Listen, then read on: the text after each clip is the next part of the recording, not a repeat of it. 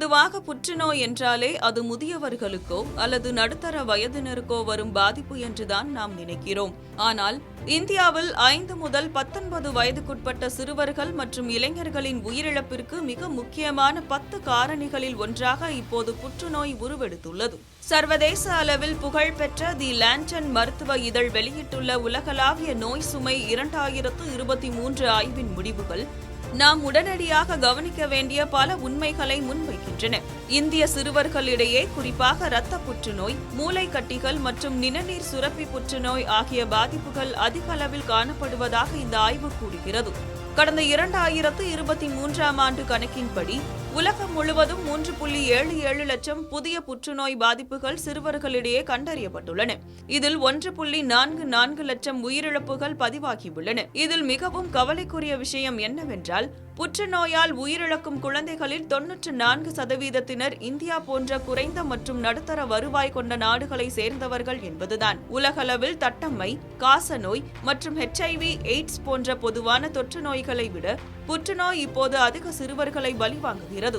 குறிப்பாக தெற்காசியாவில் மட்டும் உலகளாவிய சிறுவர் புற்றுநோய் மரணங்களில் 20.5%, அதாவது 1/5 உயிரிழப்புகள் நிகழ்கின்றன.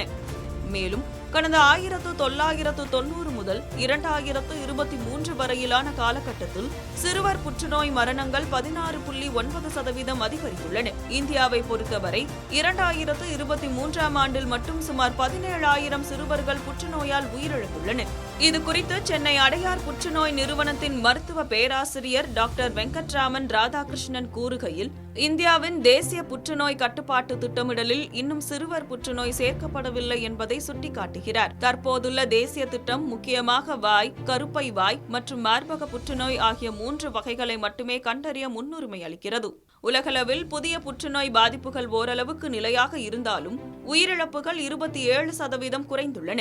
ஆனால் இந்த முன்னேற்றம் பெரும்பாலும் பணக்கார நாடுகளிலேயே காணப்படுகிறது. புற்றுநோயால் இழக்கப்படும் ஆரோக்கியமான வாழ்நாட்களை கணக்கிடும் டிசபிலிட்டி அட்ஜஸ்டட் லைஃப் இயர்ஸ் குறியீட்டில் 94% இழப்பு வளரும் நாடுகளிலேயே ஏற்படுகிறது. இதனை தடுக்க தேசிய அளவில் சிறுவர் புற்றுநோய்க்கான தனி திட்டங்களை உருவாக்குவதுடன் ஆரம்பகால கண்டறிதல், கீமோதெரபி, அறுவை சிகிச்சை மற்றும் கதிர்வீச்சு சிகிச்சை போன்ற வசதிகளை மேம்படுத்த வேண்டும். மேலும் முறையான புற்றுநோய் பதிவேடுகளை பராமரிப்பதன் மூலமே வருங்காலத்தில் இந்த உயிரிழப்புகளை தடுக்க முடியும் என ஆய்வின் முதன்மை ஆசிரியர் லிசா ஃபோர்ஸ் மற்றும் பிற ஆய்வாளர்கள் வலியுறுத்துகின்றனர்.